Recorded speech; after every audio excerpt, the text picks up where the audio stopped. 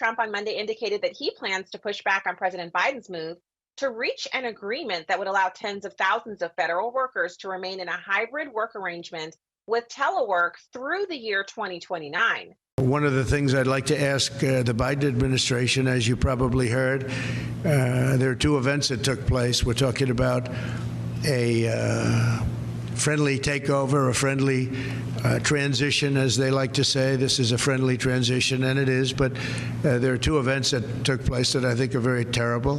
One is that if people don't come back to work, come back into the office, they're going to be dismissed. And somebody in the Biden administration gave a 5-year waiver of that so that for 5 years, people don't have to come back into the office. It involved 49,000 people. For 5 years, they don't have to go. They just signed this thing. It's ridiculous. So it was like a gift to a union, and we're going to obviously be in court to stop it. Oh, my goodness. So, what's interesting about this is that President Trump is the incoming president, and anything that they would do as an arrangement that would last past his term seems like not fair play, seems like not a good, what would we call that, transition. Now, Speaker Mike Johnson had this to say prior to Trump's insinuated policy change. There was a report that came out today, I don't know if you all have seen it, but someone did a little survey of how many federal employees are actually working in the office.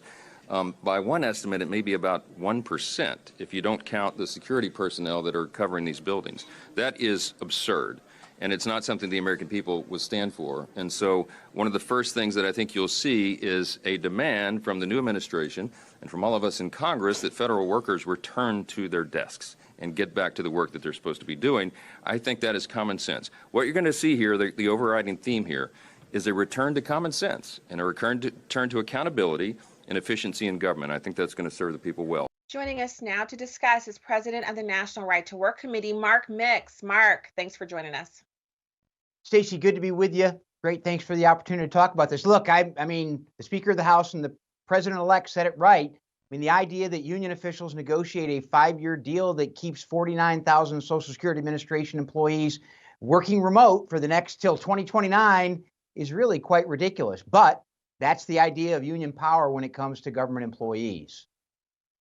So, Mark, the insinuation here is that the incoming administration, with all the talk of DOGE, government cuts, kind of a return to normalcy, basically saying, look, the pandemic's been over for a few years now. We need to get back to regular business order.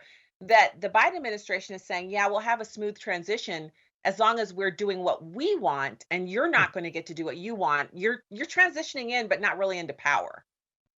Yeah, Stacy, our relationship will be really good if you just do everything that I say. That's a pretty good deal if I can get it. And unfortunately, union officials in this country have that type of power when it comes to government employees. The American Federation of Government Employees represents about 750,000 federal employees.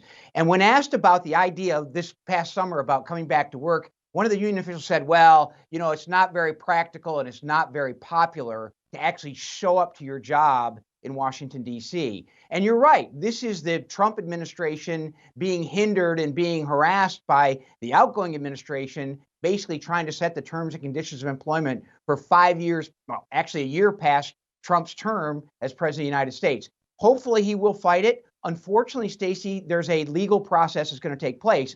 Basically, the contract that these people sign, that the union officials negotiate with the Biden administration, saying that any changes about the conditions of employment must be negotiated through the bargaining process. So if Trump, Elon Musk, Vivek Ramaswamy talk about, everyone has to be back to their jobs or be dismissed or fired, that's going to go to the Federal Labor Relations Authority, which is a 3-member panel that adjudicates labor law for government workers. You might be interested to know that I think the chairman of that 3-member board is a former official of the American Federation of Government Employees. The union that will be on the other side of the table will be deciding how this is going to work. It's going to take time. It's going to take efforts. It's going to slow everything down. But hopefully the president, and Joe Biden said in the 2022 State of the Union address, he said, we're going to get these people back to work.